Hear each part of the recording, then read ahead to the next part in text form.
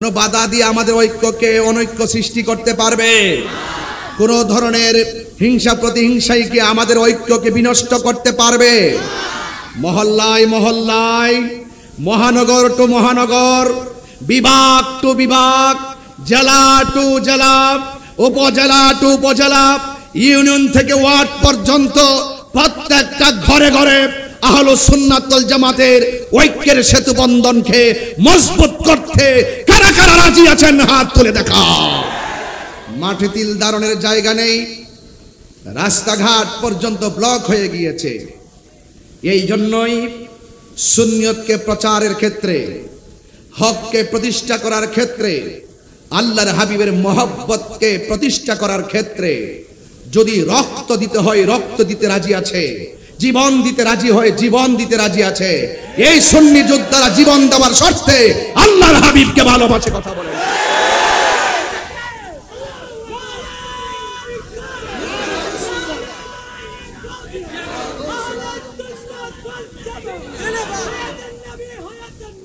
না আমার বাবারা,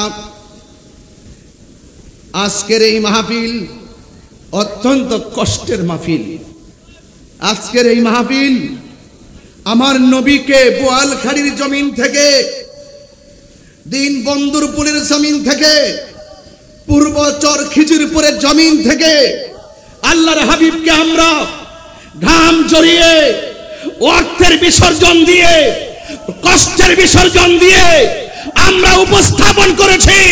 ইয়া রাসূলুল্লাহ, যত বাধা আসুক না কেন, আমাদের জন্য যতই পরীক্ষা আসুক না কেন, আমরা আপনাকে জীবনের চাইতে বেশি ভালোবাসি। কথা বলেন ঠিক? নারায়ে তাকবীর, নারায়ে রিসালাহ, নারায়ে কাউসিয়া, আহলে সুন্নাত ওয়াল জামাত, ঈদ মিলাদুন নবী, উলামায়ে আহলে সুন্নাহ। যেই বোয়ালখালীর ছেলেগুলো এত বিশাল বড় জোয়ারের পানি মেশিন দিয়ে নিষ্কাশন করার পরে, মাঠ শুকিয়ে যাওয়ার পরে হঠাৎ করে সেই মাঠে পানি ঢোকার পরও তারা হাল ছাড়ে নাই। এই জন্যই কথাই বলে তীর হারা দেও কি, যত ধরনের পরীক্ষা আসুক না কেন আমরা সব পরীক্ষা হাসি মুখে বরণ করে নিব। মাশাআল্লাহ, আমার ভাই আসছেন, সকলে বলি আলহামদুলিল্লাহ, আরো বড় করে বলি আলহামদুলিল্লাহ। আমরা সবাই কি খুশি না বেজার? কারা কারা খুশি দুই হাত তুলে দেখিয়ে স্লোগান আনলেন ইনশাআল্লাহ।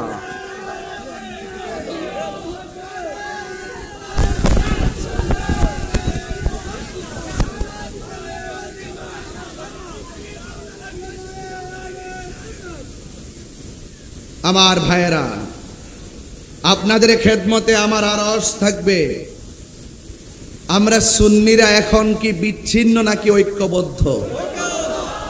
আমাদের সেই ঐক্যের মাঝখানে কেউ কি ফাটল ধরাতে পারবে? কোনো বাধা দিয়ে আমাদের ঐক্যকে অনৈক্য সৃষ্টি করতে পারবে? কোন ধরনের হিংসা প্রতিহিংসাই কি আমাদের ঐক্যকে বিনষ্ট করতে পারবে? মহল্লায় মহল্লায়, মহানগর টু মহানগর, বিভাগ টু বিভাগ, জেলা টু জেলা, উপজেলা টু উপজেলা, ইউনিয়ন থেকে ওয়ার্ড পর্যন্ত প্রত্যেকটা ঘরে ঘরে আহলুস সুন্নাত ওয়াল জামাতের ঐক্যের সেতু বন্ধনকে মজবুত করতে কারা কারা রাজি আছেন হাত তুলে দেখাও।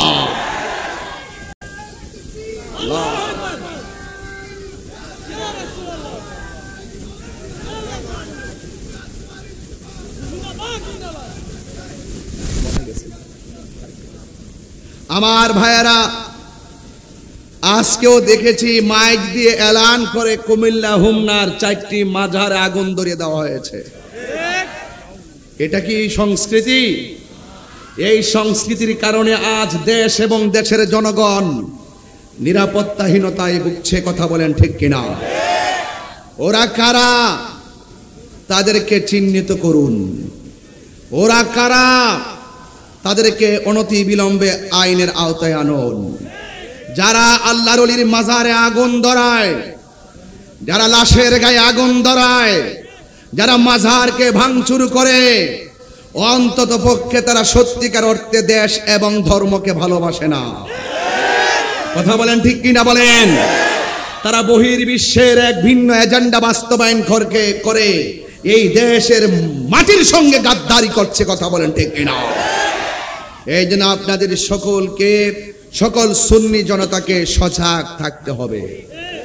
আমরা বিগত দিনে যেই দিকে পেরেছি সেই দিকে গিয়েছি, আর আমরা ডানে বামে যেতে চাই না। আমরা সুন্নি জামাত ঐক্যবদ্ধ থাকতে চাই। তবে কথা একটাই, আমাদের কেন্দ্রীয় ভাবে আমাদের সুন্নি জনতাকে যেইভাবে দিক নির্দেশনা দিবে, আমরা যেদিকে যাব একদিকে যাব, যেই দিকে লড়বো একদিকে লড়বো ইনশাআল্লাহ। বলেন রাজি আছি না নাই বলুন। আমাকে ইন্তেজামিয়া কমিটির পক্ষ থেকে বিষয় দিয়েছে। বিষয়টা উপস্থাপনের আগে আমার বোয়ালখালীর পূর্বচর খিজিরপুর ইসলামী সুন্নি যুব সংঘের আমার কলিজার টুকরা হুসাইনি তীরন্দাজগুলোকে আমি ধন্যবাদ দিয়ে আমি বিষয়টা আপনাদের সামনে তুলে ধরছি। আজকে আমাকে বিষয় দেওয়া হয়েছে কিয়ামত ও হাসরের ময়দানে আল্লাহর হাবিবের শাফাআত এবং পিতামাতার প্রতি সন্তানের দায়িত্ব ও কর্তব্য। এই বিষয়টা প্রেক্ষাপট ঘিরে খুব জরুরি। যদি হাসরের ময়দানের জবাবদিহিতার ভয় থাকতো, তাইলে কখনো মব সৃষ্টি করতে পারতো না। যদি হাসরের ময়দানে আমার রবের সামনে জবাবদিহিতার ভয় থাকতো, তাহলে কখনো আল্লাহর ওলির বিরুদ্ধে কথা বলতে পারতো না। যদি হাসরের ময়দানে আল্লাহর সামনে জবাবদিহিতার ভয় থাকতো, তাহলে কখনো খুন গুম লুটতরাজ দুর্নীতি চাঁদাবাজি করতে পারতো না। যদি হাসরের ময়দানে আল্লাহর সামনে জবাবদিহিতার ভয় থাকতো, তাহলে কখনো সন্তান মা বাবার বুকে লাথি মারতে পারতো না। আজকে জবাবদিহিমূলক কথা হবে, উড়িয়ে দেওয়ার কোনো কথা হবে না, সব কথা হবে জবাবদিহিমূলক কথা। বলুন পুঙ্খানুপুঙ্খানু হিসাব গ্রহণ করবেন কে? আমি জানি রাত্র অনেক বেশি হয়েছে, আপনাদের চোখে ঘুম এসেছে, কিন্তু সুন্নিরা রাত্র 12:30 বাজলেও সুন্নিদের চোখ দেখে মনে হচ্ছে কেবল মাত্র মাগরিবের নামাজের আজান দিয়েছে। ঠিক কিনা বলেন? এছাড়া আমি বোয়ালখালীতে কয়েকদিনের ভিতরে 3 বার এসে গিয়েছি। আজকেও কালোর ঘাট থেকে পার হয়ে দেখেছি 3টা প্যান্ডেল ওয়াজ চলতেছে। 1.5-2 কিলোমিটারের ভিতরেই 4 মাহফিল চলতেছে। কথা বলেন ঠিক কিনা বেঠে? এরপর হাজার হাজার মানুষ বসেছেন। তার মানে আপনারা এই ব্রাহ্মণবাড়িয়ার এই নগণ্য লোকটাকে আপনারা অনেক ভালোবাসেন। হাজার হাজার মানুষের উপস্থিতি আপনারা বুঝিয়ে দিয়েছেন যে আমরা কাউকে ভালোবাসি সুর দেখে নয়, আমরা কাউকে ভালোবাসি কণ্ঠ দেখে নয়। বোয়ালখালীর মানুষ কাউকে ভালোবাসে অর্থ দেখে নয়, বোয়ালখালীর মানুষ কাউকে ভালোবাসে তার ক্ষমতা দেখে নয়, বোয়ালখালীর মানুষ মানুষকে ভালোবাসে নবীর মহব্বত দেখে। কথা বলেন। সেই ভালোবাসা অটুট থাকুক, আমিন পড়েন। আরো বড় করে বলুন আমিন। 2 হাত সোজা করে বলুন আল্লাহু আকবার। আরো বড় করে আল্লাহু আকবার বলুন। ইয়া রাসূলুল্লাহ। আমরা রাসূল চাই কি চাই না? হে বাংলাদেশের পীর মাশায়েখ বৃন্দ, ও বাংলাদেশের 12,000 খানকার পীর মাশায়েখ বৃন্দ, বাংলাদেশের 12,000 পীর মাশায়েখ, আপনারা সারা জীবন বাবা শাহজালালের উত্তরসূরি হয়ে কাজ করেছেন। আপনারা সারা বছর শাহপরানের উত্তরসূরি হয়ে কাজ করেছেন। আপনারা সারা জীবন শের বাংলার উত্তরসূরি হয়ে কাজ করেছেন। আপনারা সারা জীবন গোলাপ শাহর উত্তরসূরি হয়ে কাজ করেছেন। আপনারা সারা জীবন গরিবুল্লাহ শাহ, মিসকিন শাহ, শাহপরান, শাহজালাল, ইয়ামানি, মুজাদ্দিদের উত্তরসূরি হয়ে কাজ করেছেন। আর কত খানকাই থাকবেন যারা আল্লাহর মাজারের বিরুদ্ধে ষড়যন্ত্র শুরু করেছে। আর বিচ্ছিন্ন থাকার সময় নয়, সব ঐক্যবদ্ধ হতে হবে। কথা বলেন।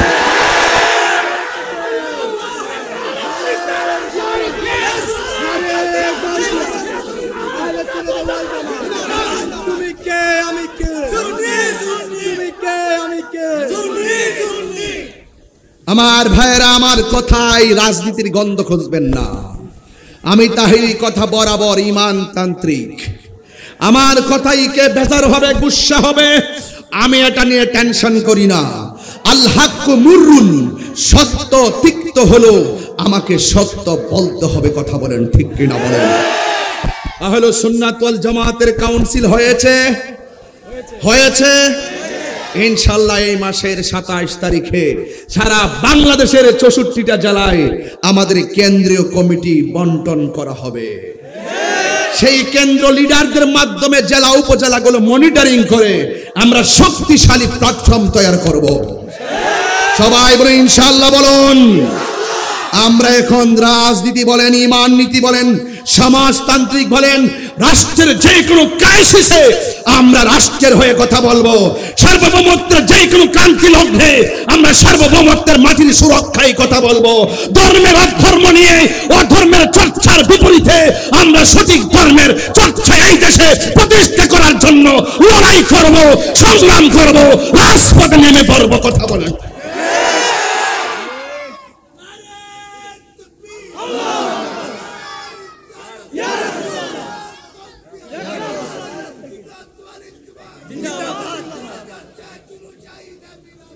আমার ভাইয়েরা আমাকে বিষয় দিয়েছেন কিয়ামত।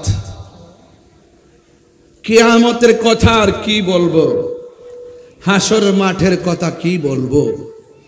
মানুষ মারা যাওয়ার পরে বিচারের ভার কার হাতে? এখন বান্দা জমিনের উপরে থাইকিয়া খবর থেকে লাশ তুললা নিজেই বিচার কইরা আল্লাহ দিব। মরার পরে হিসাব নিকাশের পরে জান্নাত জাহান্নাম। আহেরা দুনিয়াতে থাইকে ফাইসালা কইরে ফলাইতেছে, আগুন দিয়া ফুরে ফলাইতেছে। এটা বাংলাদেশ নয়, এটা ইতিহাসে নির্মম নেককারজনক ঘটনার অবতারণা করেছে। ঠিক